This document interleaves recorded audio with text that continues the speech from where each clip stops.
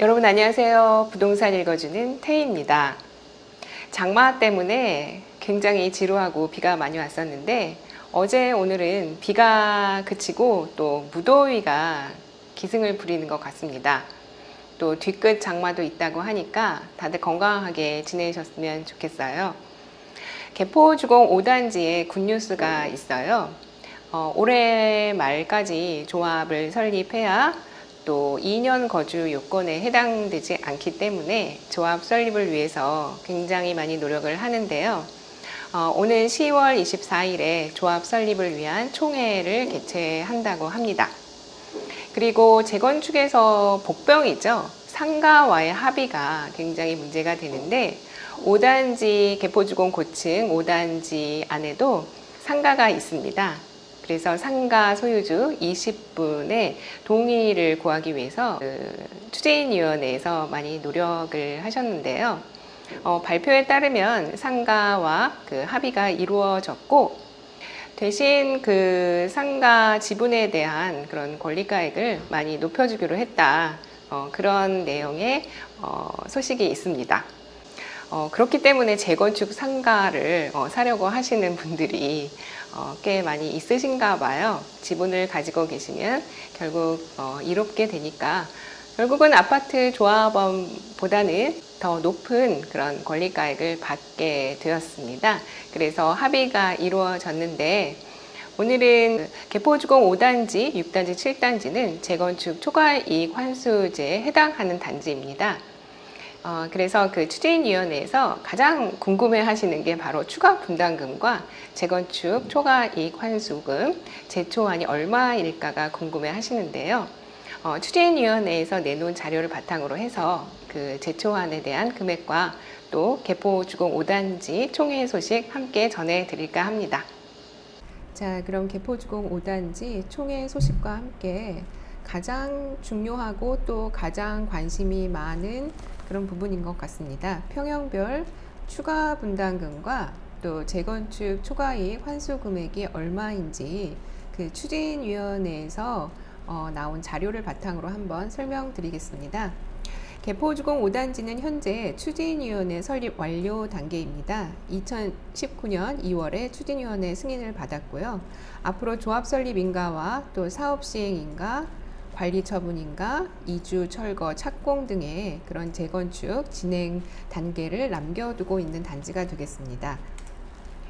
개포주공 고층 5단지 재건축 기본 정보 한번 살펴보실까요? 첫 번째 세대수인데요. 지금 현재는 940가구입니다. 총 6개 동이고요. 평형별로는 23평, 25평, 31평, 34평 이렇게 세대가 위치하고요. 재건축 이후에 향후에는 총 1336세대를 예정하고 있습니다. 이 중에서 조합원이 938가구, 일반 분양은 208세대로 설계되었고요. 소형 임대는 190가구 이렇게 예정하고 있습니다. 자, 그럼 자세하게 평형별 세대수를 한번 살펴볼게요. 전용 면적 59제곱미터, 흔히 25평이라고 하는데요. A, B, C, D 타입이 있고 테라스 하우스가 6가구가 있습니다. 요즘에는 가드닝을 즐기시는 분들이 많이 계세요. 그래서 테라스가 있으면 정말 전문적인 가드닝을 할 수 있다고 해요. 테라스 하우스가 점점 더 가치가 있어 보이는데요.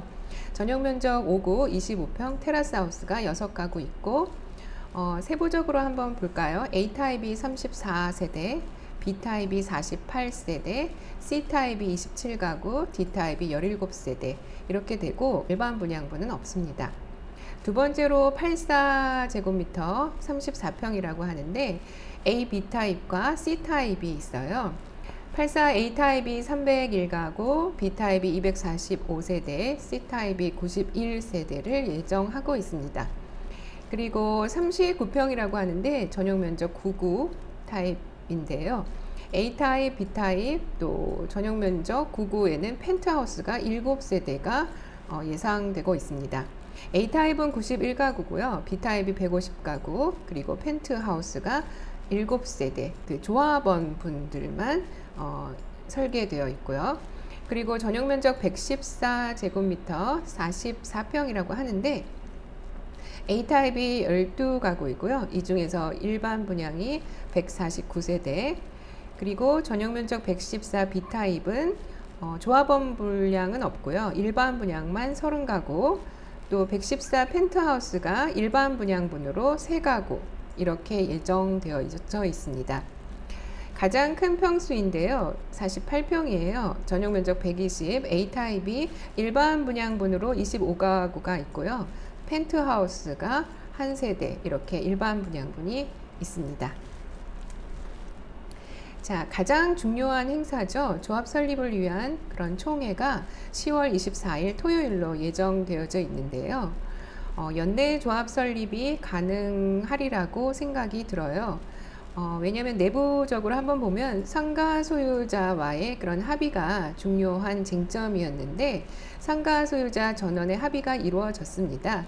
그래서 조합 설립 동의서 진구를 완료했고요. 따라서 10월 24일 총회가 잘 마무리된다면 개포주공 고층 5단지는 연내 조합 설립이 가능할 걸로 예상됩니다. 자, 그리고 또 궁금한 게 상가 1층 소유자의 권리가액이 얼마인가, 이게 또 궁금한데요. 결론적으로는 아파트 대비 3.1배를 주기로 했다고 합니다. 예를 들어서 단순 계산을 한번 해볼게요. 아파트 지분이 20평을 가지고 계신 분이 있고 또 똑같이 상가 지분을 20평을 가지고 계신 분이 있다고 가정을 했을 때 이 20평에 대한 권리가액이 10억이라고 가정을 하면 상가 지분 20평을 가지신 분은 권리가액이 3.1배이기 때문에 권리가액이 31억 원이 나온다는 그런 얘기가 되겠어요. 상당히 큰 금액인데요. 아무튼 합의를 도출했다는 게 중요한 것 같습니다. 재건축에서는 시간이 돈이니까요. 그리고 또 많이 궁금해 하시는 내용이 있는데 재건축 초과이익 환수금이 얼마인가, 또 이게 중요한 것 같습니다. 결론적으로 세대당 1억 2,700만 원을 예상하고 있는데 이 금액은 현재 시점에서 나온 금액이기 때문에 향후 변동 가능성이 있을 수 있다는 것 말씀드릴게요. 자, 가장 중요하고 또 가장 궁금해 하시는 게 재건축 이후에 추가 분담금에 대한 이야기인데요. 추진위원회에서 대략적인 추가 분담금을 발표했어요. 개포주공 5단지는 전용 면적 53, 60, 73, 83, 평형으로 하면은 23평, 25평, 31평, 34평 세대가 있습니다. 권리가액이 나왔네요. 권리가액이 23평 같은 경우에는 14억 280만 8천 원이 책정되었고요. 가장 큰 평수인 34평은 18억 2,734만 2천 원의 권리가액이 책정이 되었습니다. 권리가액을 바탕으로 평형별 추정 분담금을 한번 예측해 볼까요? 지금 현재 23평인 조합원께서 향후 25평 전용 면적 5제곱미터를 분양받았을 경우에는 환급금이 있네요. 환급금 1억 4,185만 6천 원을 환급받는다는 그런 구조가 되겠습니다. 여기 화면에서 빨간색으로 되어 있는 것은 환급을 받는다는 말씀이고 그 이외에는 추가 분담금을 내야 된다, 그런 계산이 되겠는데요. 가장 낮은 추가 분담금과 가장 높은 추가 분담금을 한번 설명드려 볼게요. 가장 높은 추가 분담금은 6억 6,510만 2천 원이 되겠는데 바로 지금 현재 23평을 소유하신 조합원께서 가장 큰 평수 48평을 지원을 했을 때, 배정을 받으셨을 때 내야 할 추가 분담금이 되겠습니다. 그리고 가장 추가 분담금 환급을 빼고 가장 적은 금액은 지금 현재 31평의 조합원께서 전용 면적 99, 39평을 배정 신청을 해서 당첨이 되셨을 때 내셔야 할 추가 분담금이 6,746만 3천 원이 되겠어요. 지금 현재 평형에 25평을 가지신 조합원께서 전용 면적 84제곱미터, 즉 34평을 분양받으셨을 때 내야 하는 추가 분담금은 1억 747만 1,000원, 이렇게 추가 분담금을 납부한다라는 계산이 되겠습니다. 물론 현재 시점에서 계산하는 것이고요. 향후에 추가 분담금은 변동사항이 있다는 것, 변동이 있을 수 있다는 것을 말씀드릴게요. 자, 개포주공 5단지의 향후 모습인데요. 사진 아래쪽이 개원길이에요. 그래서 개포주공 4단지의 위치이고요. 화면 위쪽이 양재천 방향이 되겠습니다. 그래서 출입문은 남쪽으로 개포주공 4단지 공사 현장 방향으로 출입문이 나고, 중앙에 거대한 센트럴 파크를 중심으로 동이 설계되어 있는 것을 보실 수가 있겠습니다. 자, 추진위에서 제공한 그 배치도 도면으로 한번 자세하게 살펴볼게요. 사진 왼편의 길이 삼성로이고요. 아래편이 개원길이고, 개원길 맞은편에는 개포 프레지던스 타이 공사 현장이 되겠습니다.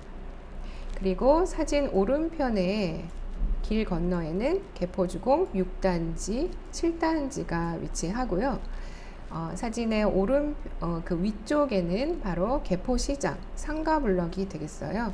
그래서 이 건물에 저희 사무실이 위치하고 있습니다. 자, 도면을 보시면 그 센트럴 파크라는 그런 단지의 중앙 공원을 중심으로 해서 동이 배치되어 있어요. 그래서 상당히 멋진 모습으로 기대가 되는데, 파란색 이 동들이 전용 면적 84제곱미터 34평형이 되겠습니다.